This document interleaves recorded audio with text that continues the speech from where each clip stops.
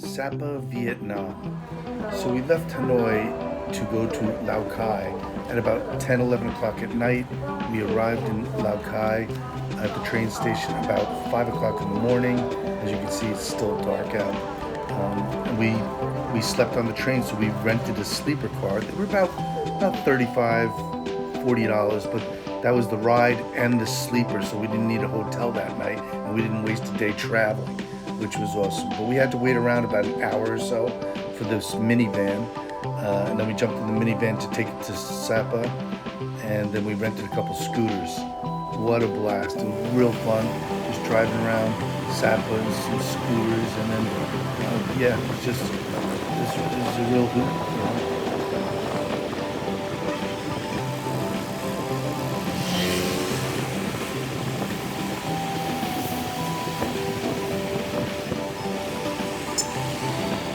Like I was saying, you definitely need transportation when you're up in Sapa because there's, you take a bus. Once you get off the bus, you're in walking mode.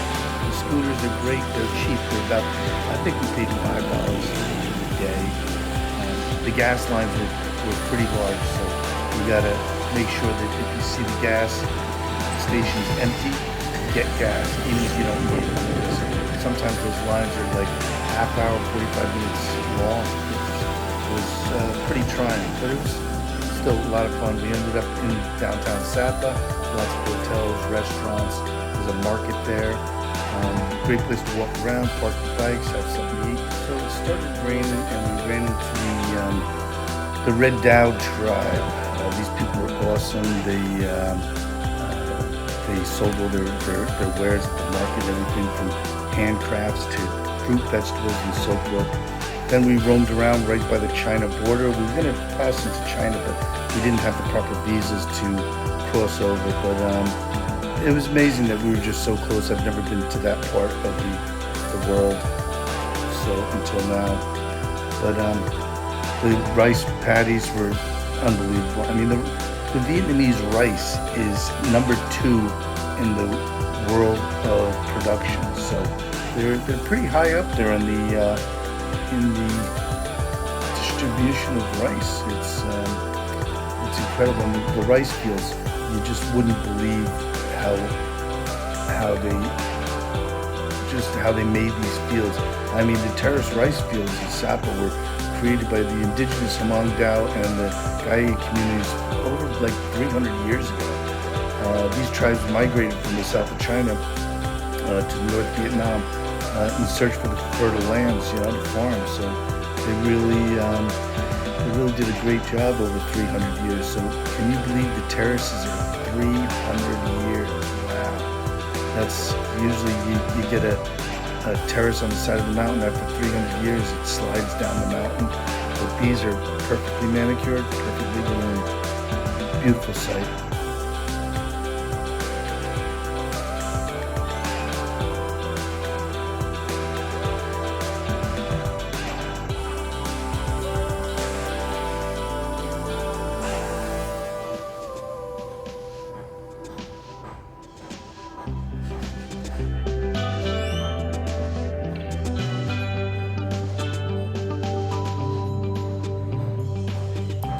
So we decided to take our bikes to the Cat village. In the early 20th century, the French discovered this land, and it was like their resort.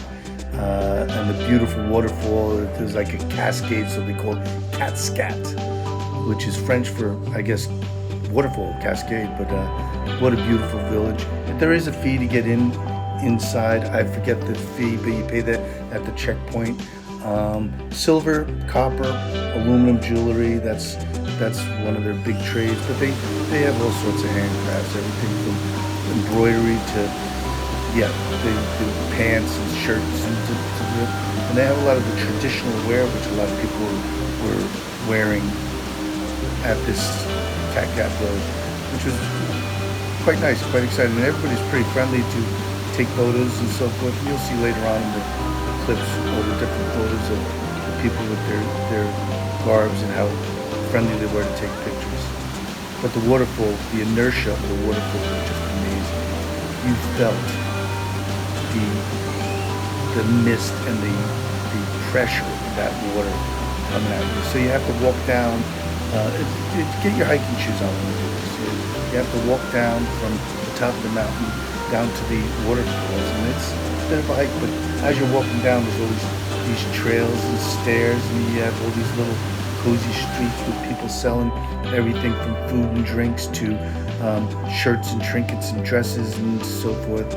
Again, there's a couple of the women that were traditionally dressed, Cat Cat Village, kind of like stage actresses. But yeah, it's very, very cool, very, very unique place, and it's surrounded by the mountains. It was happened to rain.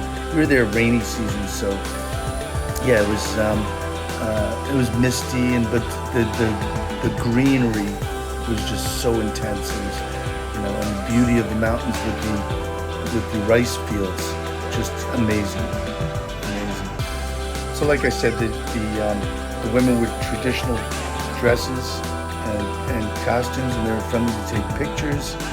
And yeah, it was just a lot of fun, and just a beautiful scenery when you got there. And again, that water was, once you got down to the edge of the water, the pressure, you could feel the mist and the wind on you from the inertia of that waterfall. It's really intense. Beautiful costumes, beautiful place. Yeah, a lot of fun.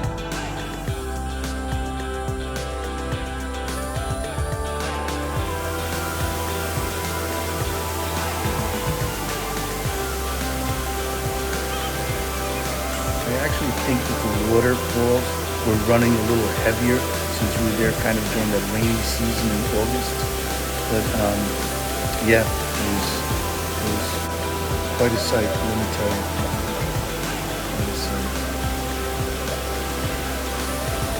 This guy that keeps jumping in front of my camera, he's like a creeper. What's his deal? Anyway, waterfalls are beautiful.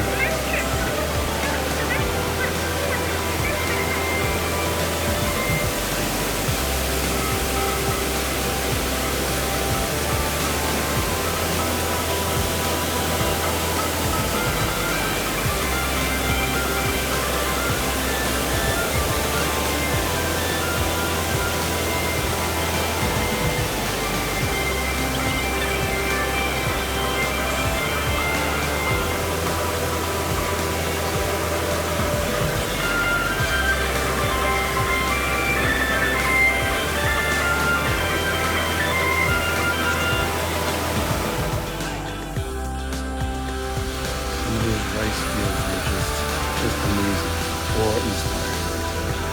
I just can't believe 300 years of just the same families divided up the rice fields, and it just manicured and they kept an eye on them. And it's funny, you look out in the rice fields, and it's mostly women there. So I guess I don't know the tradition on how that works, but like, subscribe, enjoy. Sapa Vietnam.